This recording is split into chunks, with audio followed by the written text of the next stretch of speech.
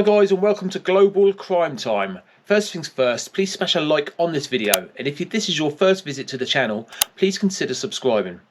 Don't forget the notification bell so you know when my videos are released. Now, in this video we will be talking about an English serial killer who was found guilty of murdering 13 women and attempting to murder 7 others between 1975 and 1980.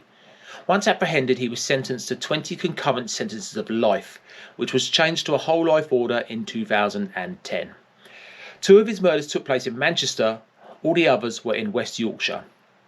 He is known as one of the most notorious serial killers in British history. His name is Peter Sutcliffe, who became better known as the Yorkshire Ripper.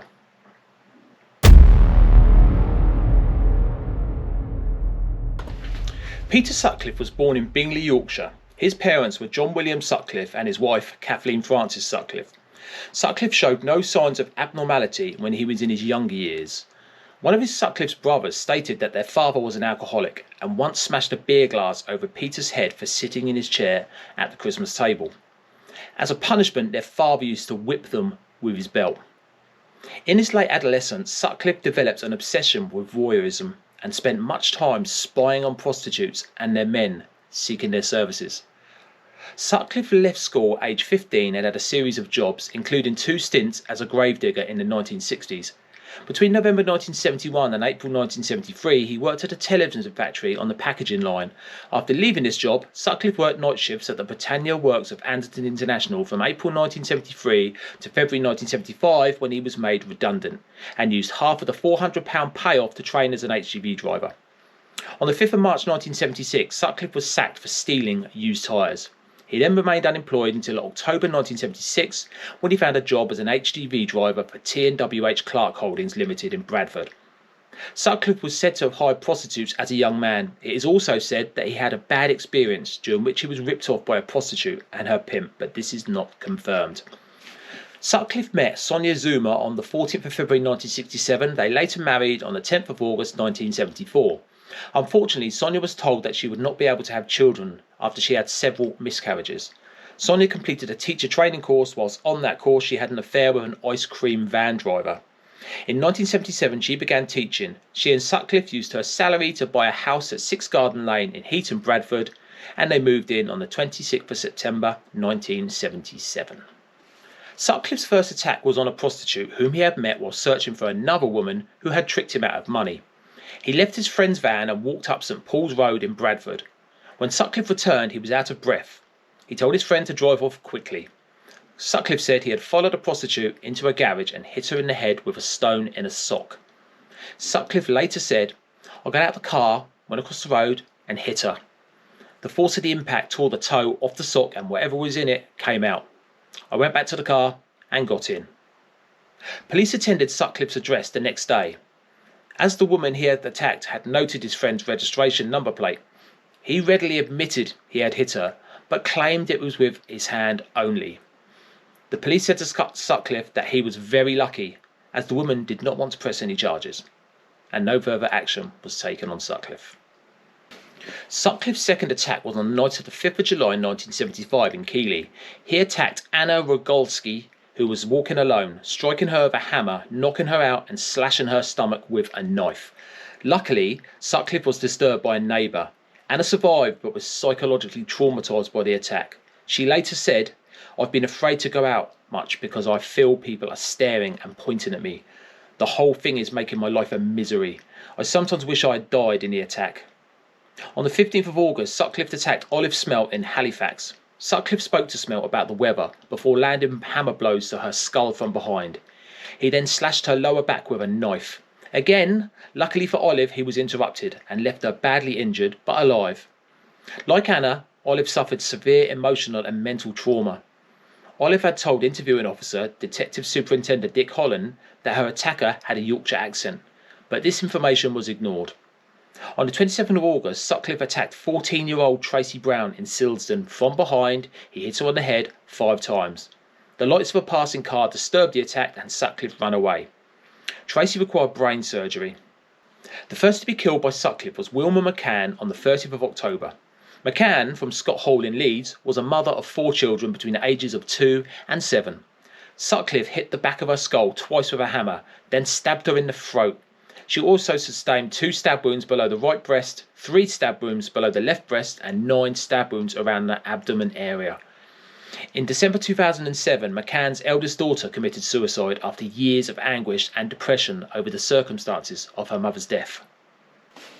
Sutcliffe's next murder was in Leeds on the 20th of January 1976 when he stabbed 42-year-old Emily Jackson 52 times. Jackson had been persuaded by her husband to start prostitution due to financial worries. Sutcliffe picked up Jackson outside the gated pub on Roundhay Road, then drove to some abandoned buildings on Enfield Terrace in the Manor Industrial Estate. Sutcliffe hit her on the head with a hammer, dragged her body into a yard, then used a screwdriver to stab her in the neck, chest and stomach. He then stamped on her thigh, leaving a print of his boot. Sutcliffe then attacked 20-year-old Marcella Claxton in Roundhay Park, Leeds on the 9th of May. Marcella accepted an offer of a lift from Sutcliffe after a party. Sutcliffe stopped the car so Marcella could answer the call of nature. Then he hit her from behind with a hammer. Claxton survived and testified against Sutcliffe at his trial.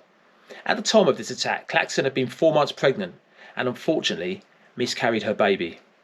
Claxton required multiple brain operations and suffered frequent blackouts and chronic depression. On the 5th of February, Sutcliffe attacked prostitute Irene Richardson in Roundhay Park. Richardson was bludgeoned to death with a hammer. Once dead, Sutcliffe mutilated her corpse with a knife. Tyre tracks left near the murder scene resulted in a long list of possible vehicles. 2 months later, on the 23rd of April, Sutcliffe killed prostitute Patricia Tina Atkinson in her flat, where police found a boot print on the bedclothes. 2 months after that, on the 26th of June, he murdered 16-year-old Jane MacDonald in Chapeltown. Jane was not a prostitute, and her murder showed that all women were potential victims. She was described by police as the first innocent victim. Sutcliffe then seriously assaulted Maureen Long in Bradford in July. His attack was interrupted and he fled, leaving her for dead. On the 1st of October 1977, Sutcliffe murdered Manchester prostitute Jean Jordan. Sutcliffe later said that he had realised the new £5 note he had given Jean was in fact traceable. After a family party at his new home, he returned to the wasteland where he had left the body to retrieve the note, but was unable to find it. On the 9th of October, Jean's body was discovered by local dairy worker Bruce Jones. The £5 note Sutcliffe was looking for was hidden in Jean's handbag. It was traced to branches of the Midland Bank in Shipley and Bingley. Police were able to narrow their inquiry to 8,000 employees who could have received the note in their wage packet. The police interviewed 5,000 men, including Sutcliffe. The police found that the alibi given for Sutcliffe's whereabouts was credible. He had indeed spent much of that evening after killing at a family party. Weeks of intense investigations into the origins of the £5 note led to nothing, leaving police officers frustrated.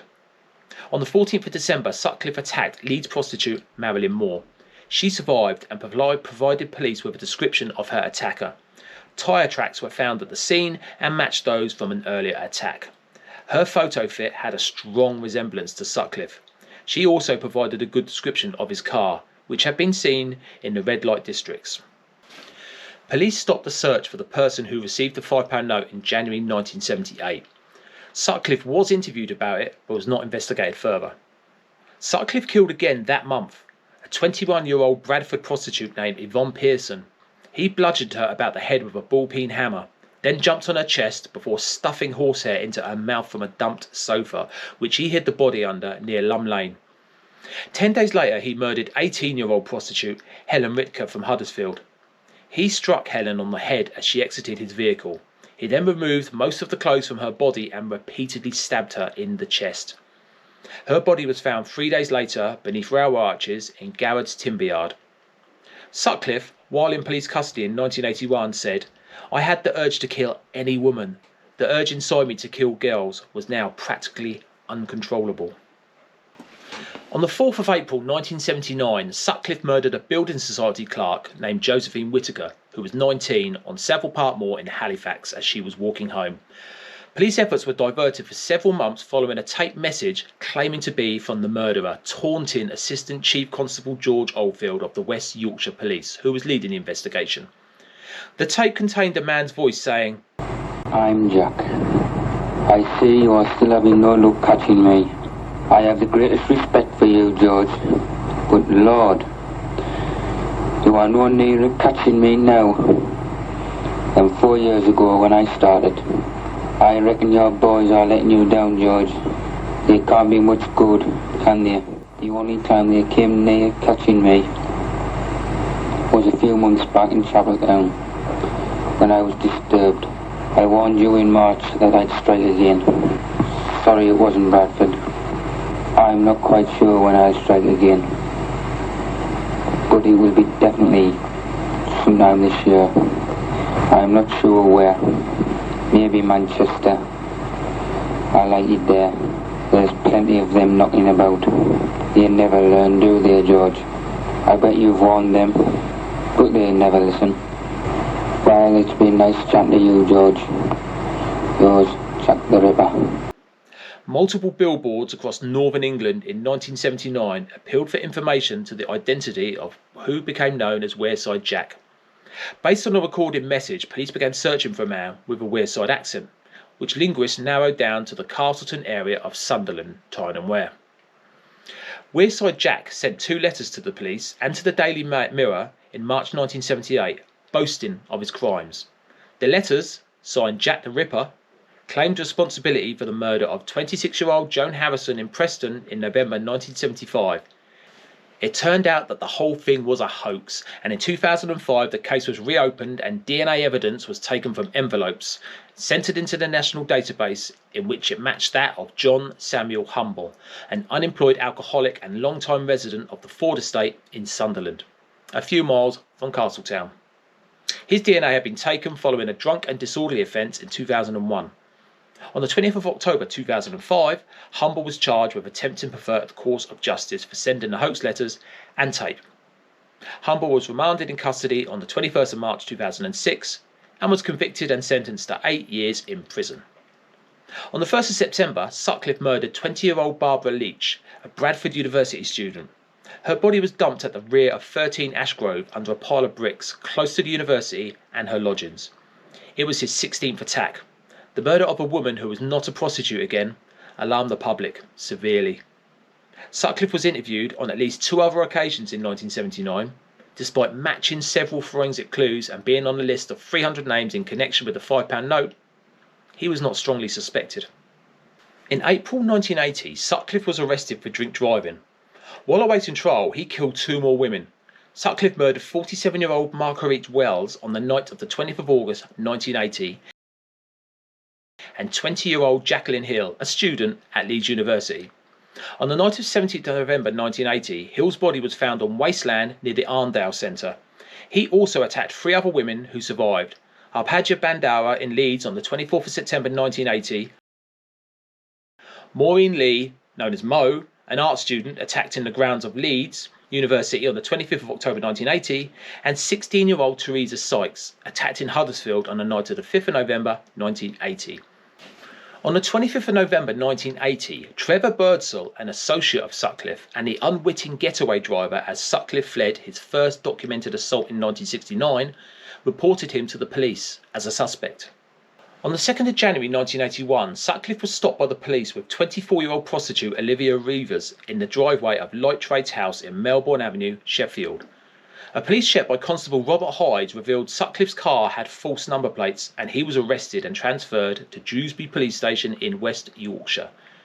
At Dewsbury, he was questioned in relating to the Yorkshire Ripper case, as he matched many of the known physical characteristics. The next day, police returned to the scene of the arrest and discovered a knife, hammer and rope he had discarded when he briefly slipped away from the police after telling them he was busting for a pee. Sutcliffe hid a second knife in the toilet cistern at the police station when he was permitted to use the toilet. The police obtained a search warrant for his home in Heaton and brought his wife in for questioning.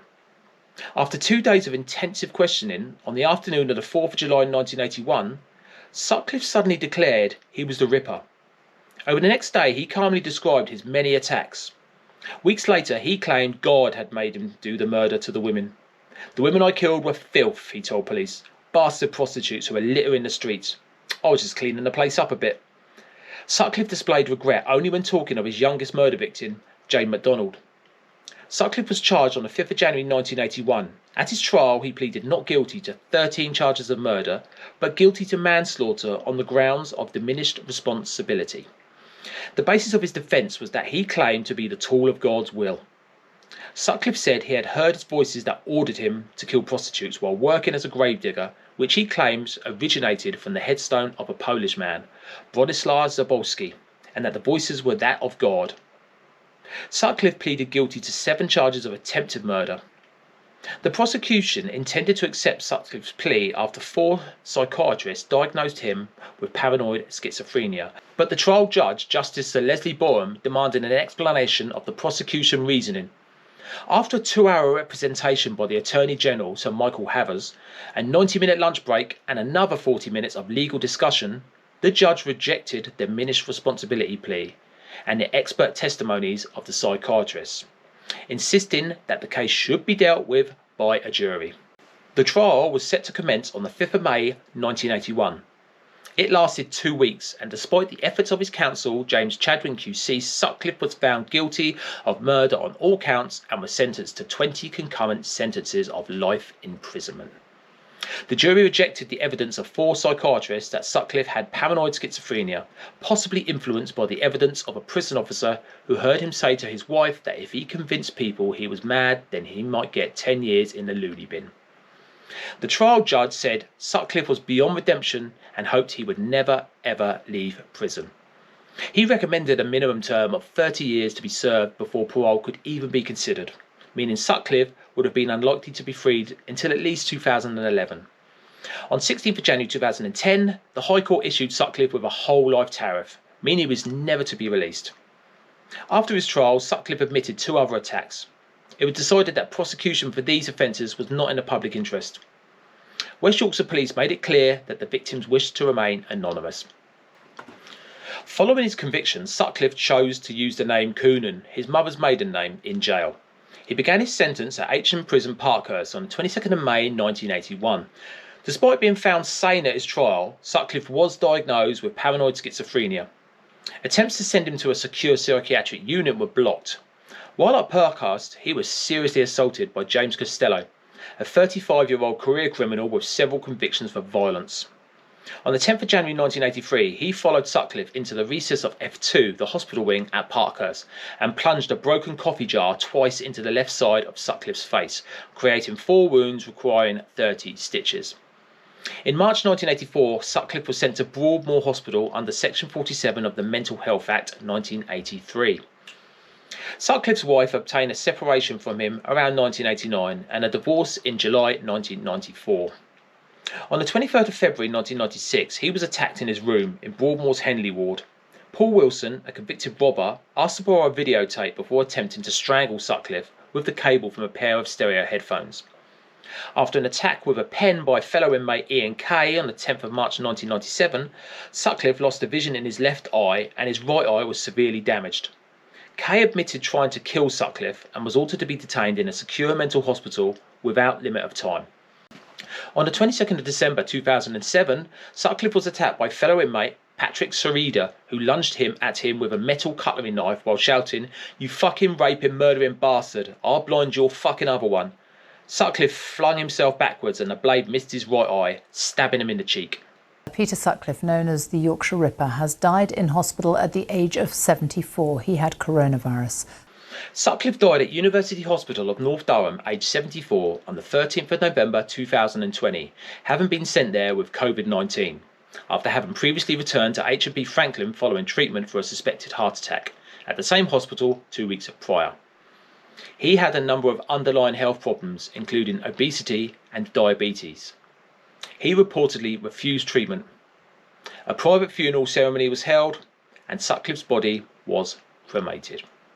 Before the throne of God above, I have a strong and perfect plea, a great high priest who